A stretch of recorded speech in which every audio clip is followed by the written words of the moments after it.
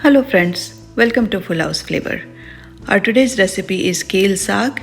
As we all know that kale is a very highly nutritious leafy green vegetable but very bitter in taste. It has far more nutrition, vitamin and iron than spinach. And this is one saag which my whole family enjoys without noticing the taste and or the bitterness of the kale. And I'm happy that I can feed my family this highly nutritious vegetable that way. So if you are interested in kale, then this recipe is for you. So let's start to look at it, how to make kale saag. For this recipe here I got 150 gram curly kale and I got sliced curly kale. If you are buying a leafy whole kale, then you just need to make sure that you need to take the leafy part of it. You can use the stem in a different recipe, but for this recipe we just want the leafy part. So once you get all the stem out, then we need to combine this kale with 300 gram spinach. So here I got 300 gram spinach. I again washed it well. So basically whatever quantity you want to double the quantity with spinach. And our third main ingredient is chana dal. So here I got 1 tablespoon chana dal washed and soaked in water. You just need to soak the chana dal in normal room temperature water for 1 to 2 hours. If you are in rush, you can soak it in warm water for half an hour at least. Please do watch this recipe till end, because in the end I am going to give some tip which will make this saag even more tastier. So let's start our recipe. Here I got a pan heated, and here I am adding 1.5 tablespoon mustard oil. I prefer mustard oil for saag because mustard oil has a very strong aroma and it complements very well with the bitterness of green leafy vegetables. Even in the spinach or karela, I prefer mustard oil. But you can use any other oil, vegetable oil or olive oil. Here I am adding 2 red chilli, and I got here 4 to 5 cloves of garlic finely chopped. The garlic taste with green leafy vegetable also goes very well. Just saute the garlic for around 30 seconds to 1 minute until it's about to turn golden brown. Our garlic is looking good, and now we'll go ahead and add our onion. I got here around 1 medium onion finely chopped. We'll go ahead and add 1 teaspoon salt, which will help onion to cook fast. And we'll just cook the onion for 1 to 2 minutes, and then we are going to add our chana dal.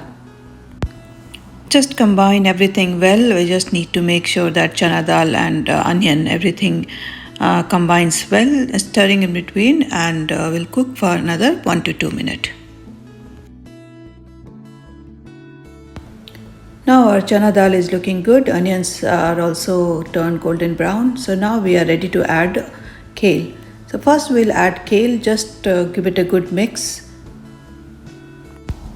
So we'll go ahead and saute the kale. It quickly reduces its quantity.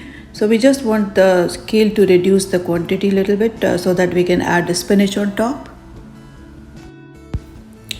You will notice that very quickly the kale quantity reduces to half, and this gives a chance for the kale to get combined well with the onion and everything, and it fried for some time before we add the spinach. Our kale is looking really good, so now we'll go ahead and add our spinach to it. Once we add our spinach, we're just going to give it a good mix so that everything is combined well, the spinach, kale and chana dal. And spinach is going to release lots of moisture, and that moisture will help our kale and chana dal to cook well. So now we are just going to cover it and cook on medium heat. Now we just have to keep cooking while it's covered and stir in between until our kale and chana dal is cooked nicely. So there is going to be a lot of moisture around, and we just have to keep cooking in between, keep stirring in between and cover it and cook on medium heat. We have to keep doing this until our chana dal is soft and cooked well. That's why soaking the chana dal for some time it's very important. It's been around 20 to 25 minutes since I have been cooking and it's all looking good, and I'm just going to go ahead and check my chana dal. Is it soft enough now? And it looks like it is now cooked and it's soft. As you can see, the chana dal is I'm easily able to press the dal and it's tender and it's soft. So at this time we are just going to we are not going to cover it and cook, and we'll just let all the moisture evaporate. And as dry you want your saag to be, we'll cook till then. Our saag is looking good, it's dry enough now, so we'll go ahead and switch off our cooking process and we'll dish out the saag. Allow it to cool down at least for 10 minutes and then taste your saag. We did not add much salt in the beginning because it reduces its quantity a lot. So at this point I would like to taste the saag, and I prefer to add some mustard oil, raw mustard oil on top. So you just taste your saag and add some mustard oil and salt, and that's the tip to make your saag really tasty. So you can go ahead and add some green chilli as well. So add some green chilli, salt and mustard oil on the top of the saag and mix it well and enjoy. Please do try this and let us know in the comments box how did you like it. And if you like the content of our channel, please do like and subscribe our channel. Thank you for watching.